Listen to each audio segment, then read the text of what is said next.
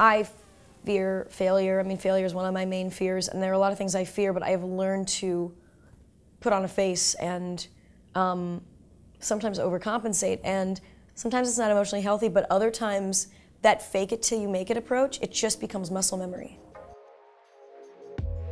Hone, to make more acute, intense, or effective. When I graduated from NYU, I wanted to do a sketch show at the Upright Citizens Brigade Theater, and I thought one of the sketches could maybe be a musical sketch about the movie Space Jam. And I started writing this song. I was on this road trip with my boyfriend at the time, who's now my husband, and then I played him this song about Space Jam, and he's like, this is unique. Nobody is doing musical comedy like this.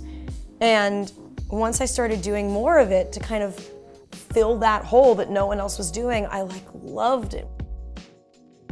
When we were filming the pilot of Crazy Ex-Girlfriend, I get to set the first day, and we're filming the first musical number, which is called the Sexy Getting Ready song. And it's this huge set, and there are all these lights and a gaffer that I'd never worked with, and it should be very intimidating, but because I'd spent years honing my skills in making music videos, comedic music videos, it just felt like a bigger version of what I'd been doing, and I wasn't that intimidated. If you spend years honing these skills that are eventually preparing you, that are kind of smaller versions of the thing that you eventually want to do, it makes the thing you want to do way less intimidating because your body goes into muscle memory.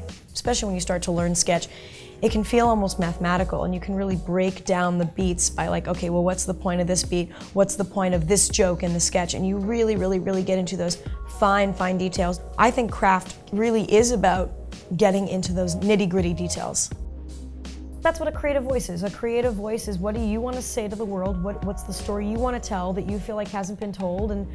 And honing that and zeroing in on that, and everything that isn't your voice, everything that's you trying to do an impression of what you think other people want, you have to clear that aside, and that takes years.